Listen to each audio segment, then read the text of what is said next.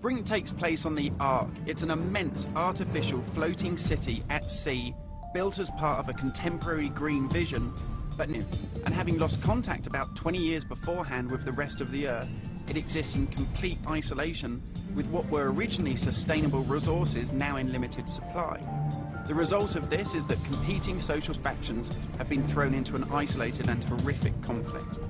We're heading to the Ark's airport. This was the original location that celebrities flew in and out of and had their photo opportunities, but it's also, because it's been deserted and disused for 20 years, the ideal location for me to show you a couple of any enemies.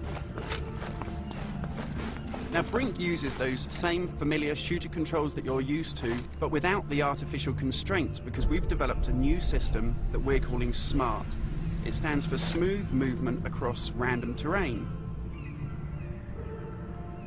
If you walk up to something that's an obstacle, just as you would do in any other shooter, you'll stop. But if you want to try and indicate to the game that you want to get somewhere as quickly as possible, using this SMART button, you're able to time with ease. And this is a cool system for helping you navigate through the game, but it's not an autopilot. You don't enter a canned animation that you can't get out of. It's great for advanced players too.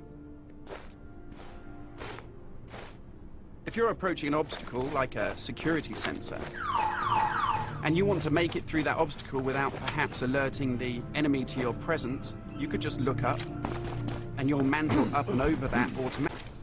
And by the same token, if you use your same SMART button, just running towards something and looking down, you'll indicate to the game that you're able to slide under something. And this is really important because in Brink, we want you to be able to make tactical decisions about where you go and how you play. It's not a rail shooter where you're on a kind of minecart witnessing canned cinematics. And that's important too, because in Brink, irrespective of whether you play offline or online, full identity of yourself that really reflects how you want to play the game.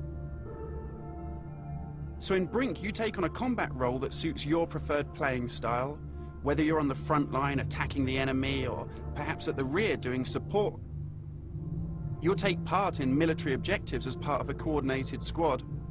And when you complete these successfully, you'll earn experience points that allow you to unlock cool upgrades for your weapons, really cool abilities that suit the way that you want to play, reflect what a badass you are. And you can do this irrespective of whether you play offline in traditional single-player style mode with no internet connection, or play cooperatively with up to 7 friends, or go online and play fully where the entire game is full of strangers.